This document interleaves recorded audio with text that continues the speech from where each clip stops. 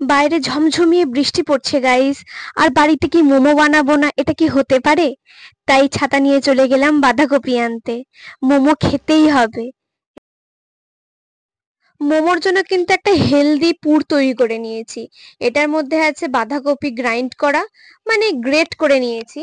তাছাড়া থাকছে ওই যে ছোট ছোট করে ক্যাপসিকাম কাটা, এর মধ্যে থাকছে আদা বাটা, আর থাকছে হচ্ছে সয়াবিন যেটাকে আমি মিক্সিতে গ্রাইন্ড করে নিয়েছি, আর থাকছে পনির, সেটাকেও আমি মিক্সিতে গ্রাইন্ড করে নিয়েছি।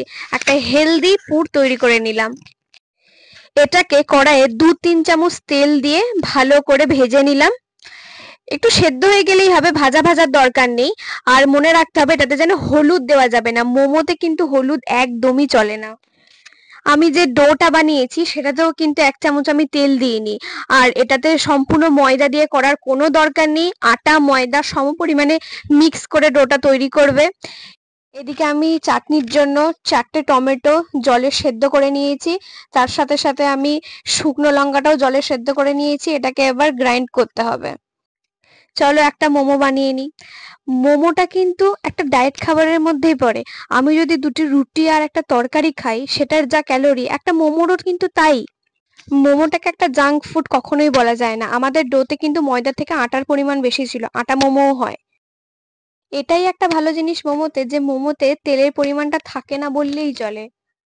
মাঝে মাঝে এরকম বৃষ্টির দিনে ভাজাভুজি না খেয়ে মোমোটা একটু করতে সময় লাগে, কিন্তু হেলদিও আর টেস্টিও খুব। মোমো আমি মোমো খুব একটা ভালো করতে পারি না, না পারলে এরকম চেপে চেপে দেবে, খেতে ওই খেয়ে নেবো, কোনো ব্যাপার না। মা এবার ফুটো থালাতে তেল মাখিয়ে একটা একটা করে মোমো দিয়ে দিচ্ছে। দুটো মোমোর মাঝখানে কিন্তু একটু জায়গা রাখতে হবে, কারণ এটা জলে দিলেই ফুলে পুরো ডবল হয়ে যায়।